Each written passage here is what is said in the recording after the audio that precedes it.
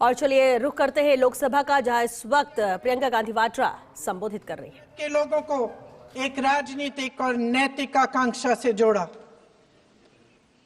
जिसने भारत के लोगों को एक साझा नियति के उत्तराधिकारी, एक साझा भविष्य के निर्माता के रूप में देखा। लेकिन आज की ये बहस मुझे कुछ अजीब सी लग रही है। जैसे मैंने कहा, ये गीत देश की आत्मा का हिस्सा बन चुका है। 150 सालों से देशवासियों के दिलों में ये गीत बस चुका है। 75 सालों से हमारा देश आजाद है, तो फिर आज इस बहस की क्या आवश्यकता है?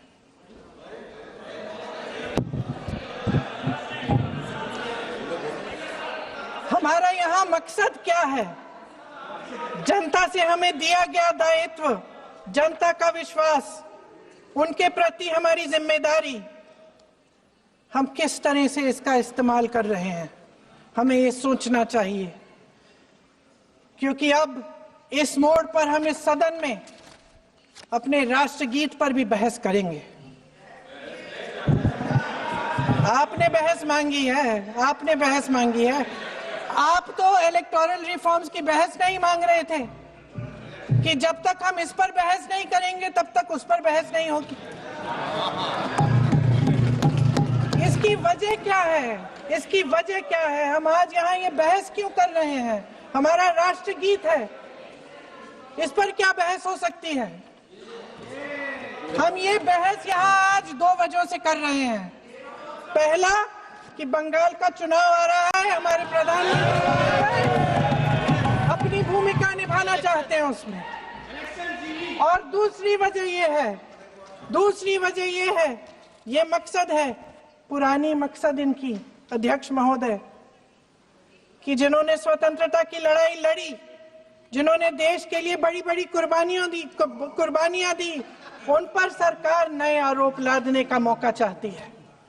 देश का ध्यान फिर से जनता के ज्वलंत मुद्दों से भटकाना चाहती है। यही एक मकसद है आपका। आपका मकसद है कि हम फिर से उसी अतीत में मंडराते रहें, उसी की तरफ हम देखते रहें जो हो चुका है, जो बीत चुका है। क्योंकि ये सरकार वर्तमान और भविष्य की ओर देखना ही नहीं चाहती, वे इस काबिल ही नहीं रही। सच्चाई ये है अध्यक्ष महोदय कि आज मोदी जी वह प्रधानमंत्री नहीं रहे जो एक समय में थे। सच ये है कि ये दिखने लगा है, उनका आत्मविश्वास घटने लगा है, उनकी नीतियां देश को कमजोर कर रही हैं। और मेरे सत्ता पक्ष के साथी चुप इसलिए हैं क्योंकि अंदर अंदर से वे भी इस बात से सहमत हैं। आज देश के लोग खुश नहीं हैं अध्यक्ष महोदय, परेशान हैं, तमाम समस्याओं से घिरे हुए हैं, और उन समस्याओं का हल आप निकाल नहीं रहे हैं। हाँ ठीक है, उसका भी बोल लेंगे, समय आएगा तो उसका भी बोल लेंगे। बल्कि कल समय आ रहा है, चुनाव पे चर्चा होगी, उस पे भी बोलेंगे। अध्यक्ष महोदय, इनके भी अपने लोग दबी जबान में कहने लगे हैं कि सारी सत्ता को केंद्रित करने से देश का नुकसान हो रहा है। इस बीच अगर हम अतीत की बातें नहीं करेंगे तो कौन सी बातें करेंगे? ये किसी और बात के काबिल ही नहीं है, सिर्फ ध्यान भटकाना है जनता का। इसलिए आज हम वंदे मातरम पर चर्चा कर रहे हैं। वंदे मातरम देश के कण कण में जीवित है, इस पर बहस नहीं हो सकती। लेकिन चलिए, आपने बहस मांगी, आप बहस करना चाहते हैं, बहस करते हैं।